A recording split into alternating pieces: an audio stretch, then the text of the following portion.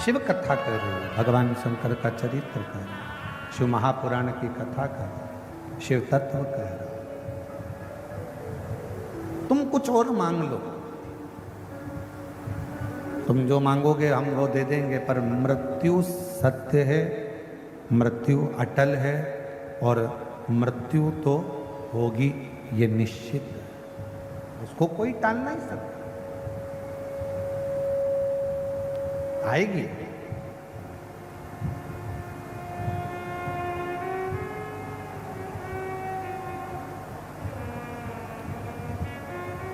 सात ताले के अंदर बंद भी हो जाओगे तो भी मृत्यु आएगी। इसका प्रमाण श्रीमद् भागवत जी में है।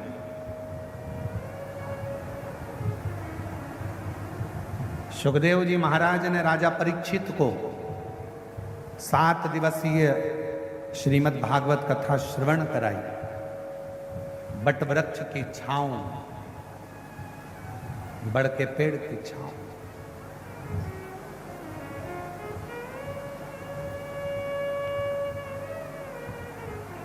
श्री सुखदेव जी महाराज ने कहा, राजन कथा भले सुनो, मना नहीं है, पर तुम सोचो कि मैं कथा सुन लूंगा तो मरूंगा नहीं, कथा सुनने के बाद मेरे प्राण नहीं जाएंगे, या कथा सुन लूंगा तो मेरी मृत्यु नहीं होगी, ये सब होगा।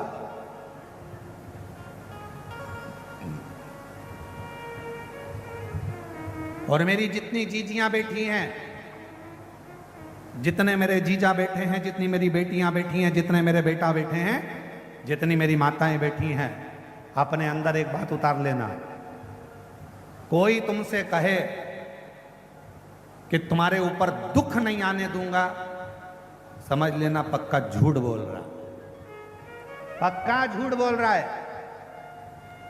मनुष्य का शरीर अगर भगवान ने दिया है तो जन्म के समय से ही हमारे ललाट पर दुख, तकलीफें, कष्ट हमारे साथ में जन्म लेती हैं, और हम जब तक जिंदा रहते हैं तब तक दुख का सामना हमको करना ही पड़ता है। भगवान राम जी को भी अगर इस पृथ्वी पर जन्म लेना पड़ा, भगवान कृष्ण भी अगर इस मृत्यु लोक में आए हैं तो उनको भी दुख का सामना करना पड़ा, उनको भी कष्ट का सामना करना पड़ा है, उनको भी तकलीफों का सामना करना पड़ा।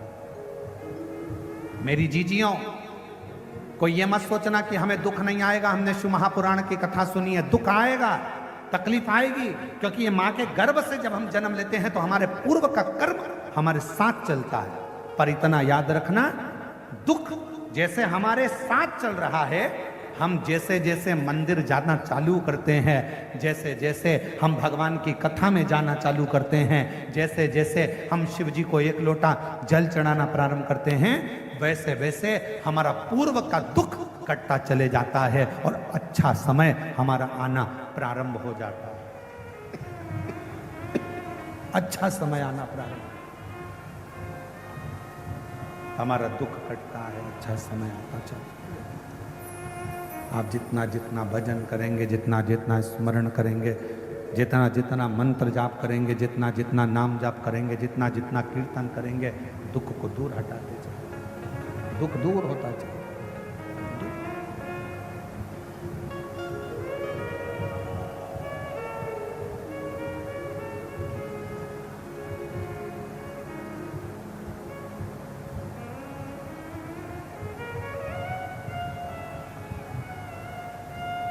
इसलिए शिव महापुराण की कथा कहती है, भगवान शंकर का चरित्र कहता है। ये एक विश्वास, एक भरोसा और एक दृढ़ता शिव के प्रति।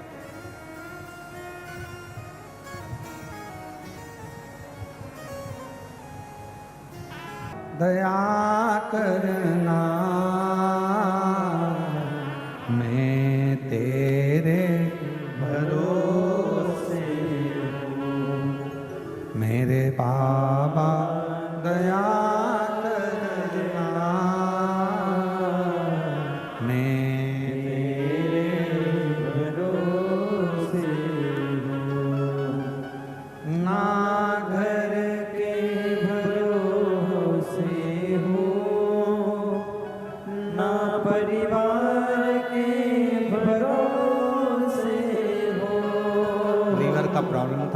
ममता सोनी जी, जिनका लीवर काम नहीं करता था 10 सालों से, बाबा की कृपा से अब पूर्ण ठीक है। एक बार जोरदार ताली बजाकर स्वागत करें। ना भय के भरोसे हो, ना परिवार के भरोसे हो, मेरे बाबा दया करना, मैं तेरे भरोसे हूँ। भोले बाबा दया करना, मैं तेरे भरोसे हो। शिव के आश्रित हो, शंकर के भरोसे हो। शिव के जितने आश्रित हो गए, शंकर के जितने आश्रित हो गए, जितने शिव जी के भरोसे हो गए, शिव के आश्रित हो गए, उतना उतना जीवन में सुख प्राप्त करते चले, उतना।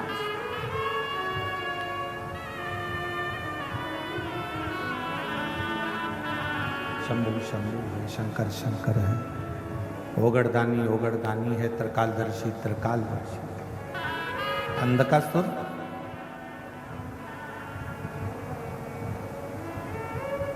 ब्रह्मा जी कह रहे हैं कि तुम और कुछ मांग लो, पर यह नहीं हो सकता कि तुम्हारे प्राण नहीं छूटे। देवाधिदेव महादेव भगवान शिव, ओगड़दानी त्रिकालदर्शी कैलाशी विनाशी भगवान शंकर जी की पवित्र कथा का लाभ अपन ले रहे हैं। आज श्रावण महीने का चौथा सोमवार है।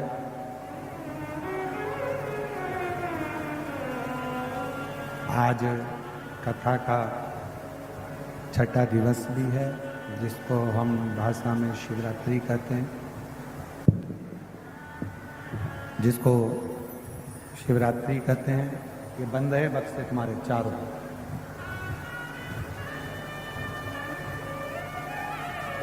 भगवान शिव की पवित्र कथा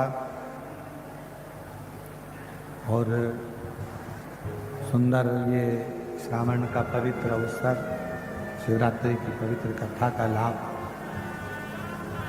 आप और हम सब ले रहे हैं। बाबा देवाधिदेव महादेव से अपने मन की बात अपने हृदय से भगवान शिव जी को प्रार्थना करेंगे, निवेदन करेंगे, विनय करेंगे। सभी साथ में बाबा देवाधिदेव महादेव को अपने हृदय का भाव व्यक्त करेंगे। दिल से बाबा को प्रार्थना करना, दिल से विनय करना, निवेदन करना। श्रावण का सोमवार, कथा का छठा दिवस, शिवरात्रि का अवसर, भाव से निवेदन करना।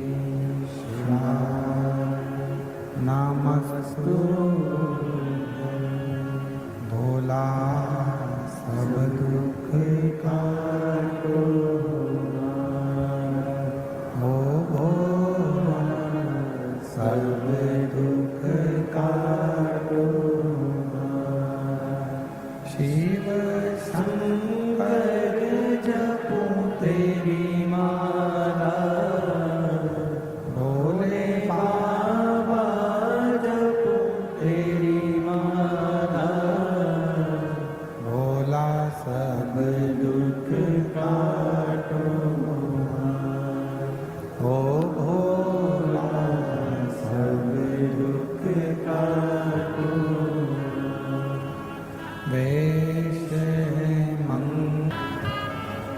झोपड़ी में रहकर भी अगर कोई भगवान का भजन कर रहा है और महल में रहकर भी अगर कोई भगवान का भजन कर रहा है, भगवान उसके नाम से उसको नहीं जाने।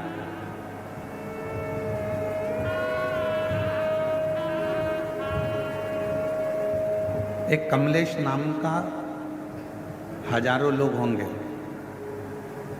बिमलेश नाम के भी हजारों लोग होंगे, सुशीला नाम के भी हजारों लोग होंगे, लीलाबाई नाम के बहुत सारे लोग होंगे।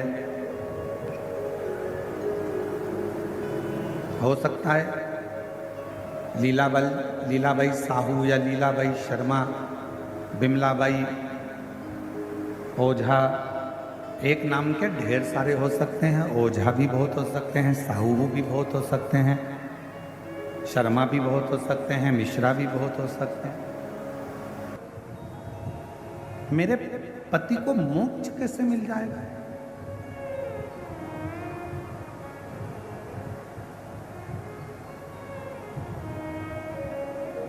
आज हम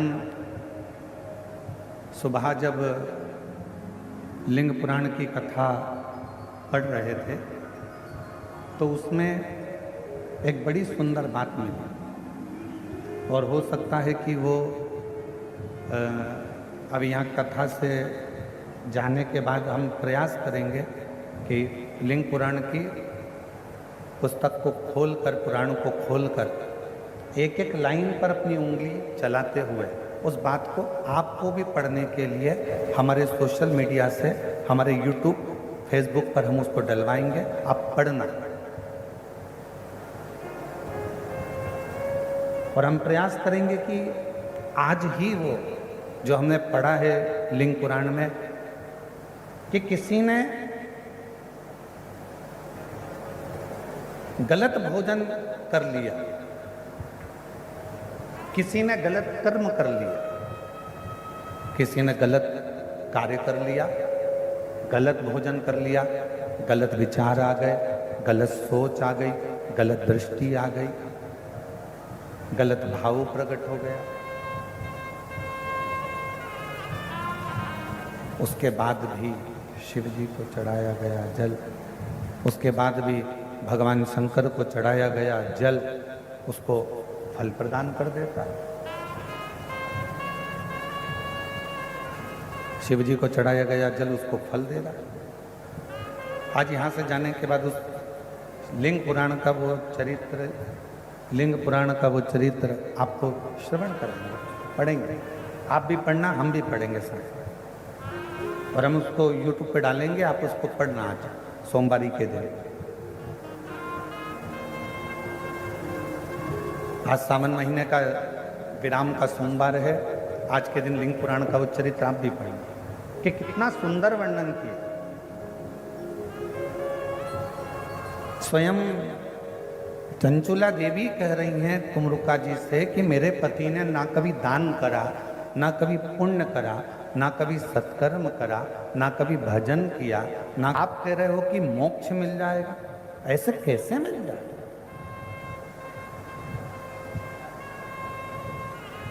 कैसे मोक्ष मिल सकता, कैसे मुक्ति मिल सकती? तुमरुका जी ने कहा ये केवल शिव महापुराण नहीं है, ये केवल शिव महापुराण नहीं है,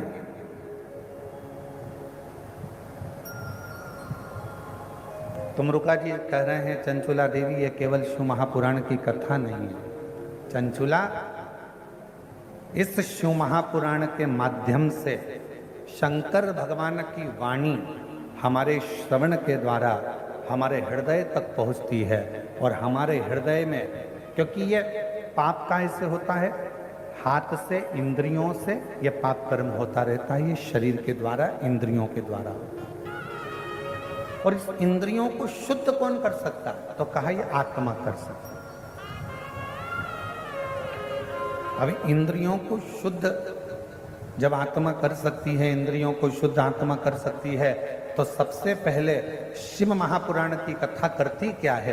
कथा जब हमारे कानों में से प्रवेश करती है और हमारे हृदय तक पहुंचती है तो सबसे पहले शिव पुराण हमारे भीतर के जितने पाप होते हैं उन सबको समाप्त कर देती है और पुण्य की ओर आगे बढ़ जाती है। आज के जमाने में फ्रिज उधार मिल सकता है, बोलो जम के मिलेगा कि नहीं मिलेगा? प्रेशर खोलो, प्रेशर अंदर बाहर दोनों साइड का, अंदर का भी खोलिए बाहर का भी खोलिए। आज के जमाने में फ्रिज उधार मिल सकता था। आज के जमाने में अलमारी उधार मिल सकती है।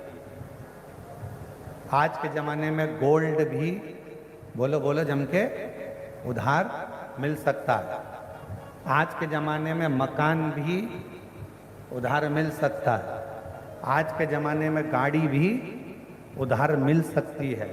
आज के ज़माने में कपड़े भी, बोलो जम के, उधार मिल सकते हैं। आज के ज़माने में किराने का सामान भी उधार मिल सकता है। आज के ज़माने में सब्जी भी उधार मिल सकती है। आज के ज़माने में दूध की थैली हो, चाहे तुम्हारे डेंटिंग पेंटिंग का सामान हो, वो भी उधार मिल सकता है। पर आज के ज़माने में पुण्य कभी उधार नहीं मिलता, पुण्य हमें कमाना ही पड़ेगा। पुण्य उधार नहीं मिलेगा, पुण्य को तो तुम्हें कमाना ही पड़ेगा। और कोई तुमसे करे कि कोई का पुण्य, लोग कहते हैं हमारा पुण्य हमारे पति को लग जाए, पति का पुण्य पत्नी को लग जाए, बेटे का पुण्य बाप को लग जाए, बाप का पुण्य बेटे को लग जाए। ना ना ना ना, शिव महापुराण की कथा कहती है अपने कर्म का अपने को भोगना है। अपने को छींक आई है, अपने को छींकना है। अपने को खांसी आई है, अपने को खांसना है। अपने को अगर पेट दुखा है तो दवाई भी अपने को खाना है, पड़ोसी को नहीं। उसी तरह अपना पुण्य अपनों को एकाग्रित करना है, कोई दूसरा एकाग्रित नहीं करना। इसलिए फिर निवेदन है, हिम्मत बुरे कर्म कर वरना पछताएगा। भगवान की आंखों से तू बच नहीं पाएगा, तू बच नहीं पाएगा। अरे ओ अज्ञानी मत करना, अरे ओ अज्ञानी मत करना दानी। तेरे कर्म का फल भी तू ही पाएगा। जैसा किया तूने तेरे आगे आएगा। मत बुरे कर्म कर वरना पछताएगा। भगवान की आंखों से तू बच नहीं पाएगा, तू बच नहीं पाएगा। तो हम हमारा पुण्य खुद करना पड़ेगा। कपड़े उधार मिल जाएंगे, अलमारी मिल जाएगी, फ्रिज उधार मिल जाएगा, गाड़ी उधार मिल जाएगी, बंगला उधार मिल जाएगा, पर पुण्य उधार नहीं मिलता। पुण्य उधार नहीं मिलता।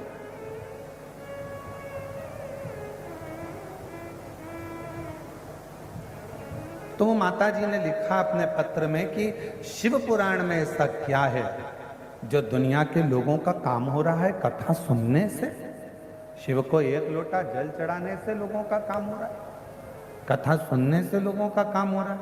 आखिर शिव महापुराण में ऐसा है क्या?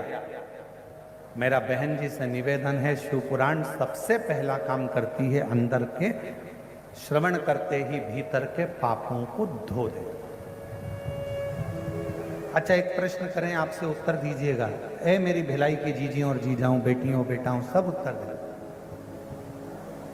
कथा सुनने के लिए जब हम जाते हैं, अब ये पंडाल तो बहुत बड़े बड़े हैं और आप लोग आए भी बहुत सारे हो।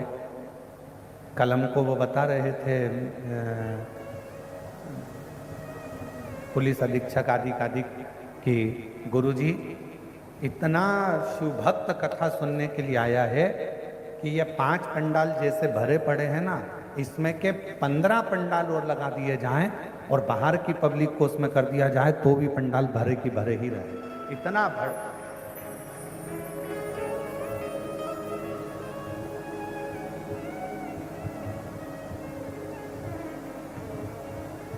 और आप लोग टीवी के माध्यम से, एलईडी के माध्यम से देख भी रहे हो। कल पुलिस के अधिकारी बंदूक कह रहे थे कि जितनी पब्लिक बाहर है, जितने 5 पंडाल जो भरे हैं, ऐसे 15 पंडाल और लगा दिए जाएं तो उसमें भी भक्त ऐसे ही भरा है। इतनी भगवान शंकर की इतनी बड़ी, तो क्या है शुभ। जैसे अब इतने बड़े पंडाल में तो चप्पल पहनकर भी आप लोग आ जाते हो, चप्पल भी साथ में रख लेते हो, पर दूसरी जगह कहीं कथा सुनने जाते हो छोटे से पंडाल में या अन्य मंदिर के अंदर, तो चप्पल मंदिर के अंदर ले जाते हो क्या? नहीं ले जाते ना, बाहर। कथा सुनने के समय चप्पल कहाँ रख देते हो? बाहर।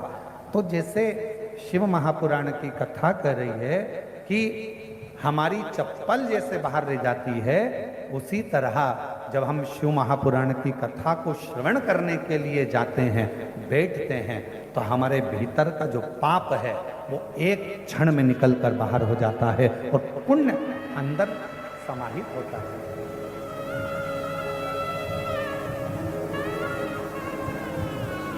शिव महापुराण में ऐसा क्या है?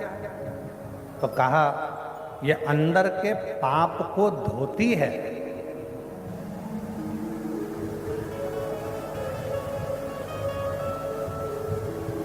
अंदर के पाप को समाप्त करते और फिर पुण्य को प्रकट करते।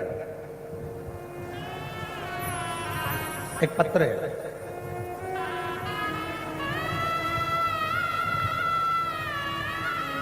मेरा नाम